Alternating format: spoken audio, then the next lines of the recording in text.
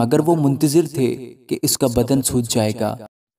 یا یہ مر کر یکایک گر پڑے گا، لیکن جب دیر تک انتظار کیا اور دیکھا کہ اس کو کچھ ضرر نہ پہنچا تو اور خیال کر کے کہا کہ یہ تو کوئی دیوتا ہے۔ خداوند کی زندہ اور پاک کلام میں سے اعمال کی کتاب اس کا 28واں باب۔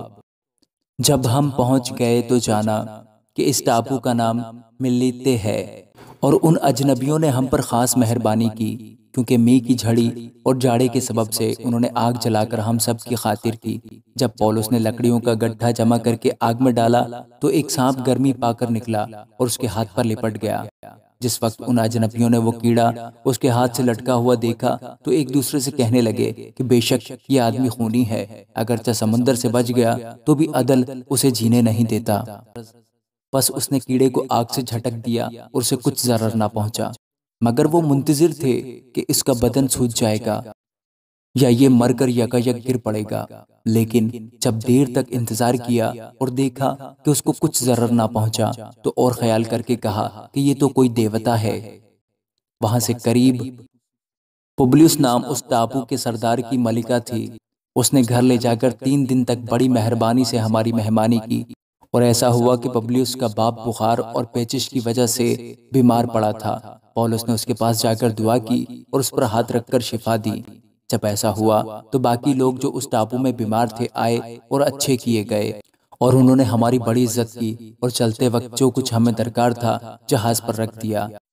3 مہینے کے بعد ہم اسکندریہ کے ایک جہاز پر روانہ ہوئے جو جاڑے بھر اس ٹاپو میں رہا تھا اور جس کا نشان دسکوری تھا، اور سرکوسا میں جہاز ٹھہرا کر 3 دن رہے، اور وہاں سے پھیر کھا کر ریگیوم میں آئے، اور 1 روز کے بعد دکھنا چلی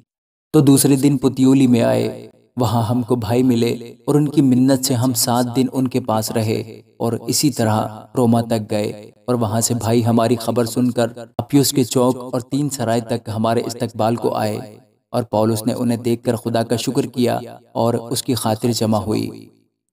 جب ہم روما میں پہنچے تو پولس کو اجازت ہوئی کہ اکیلا اس سپاہی کے ساتھ رہے جو اس پر پہرا دیتا تھا۔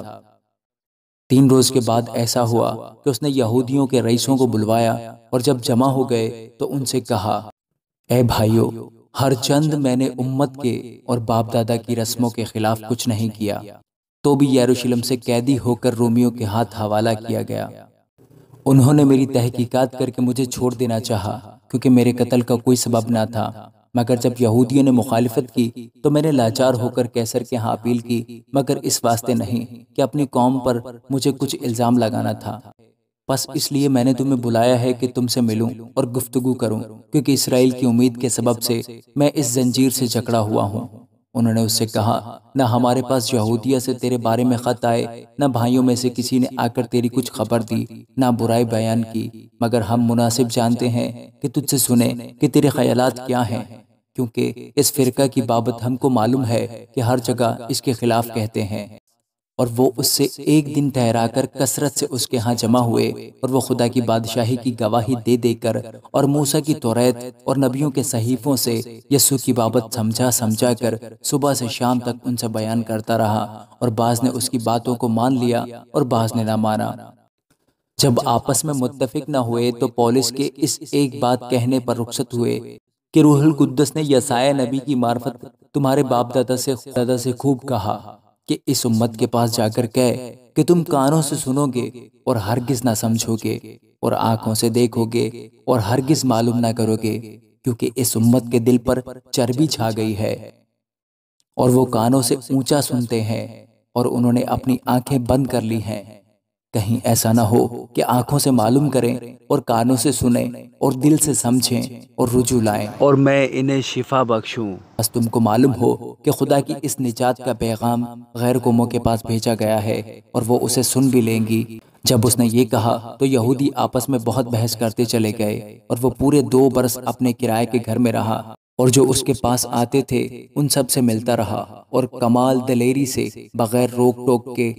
خدا کی بادشاہی کی منادی کرتا اور خداوند یسوع مسیح کی باتیں سکھاتا رہا۔ آمین۔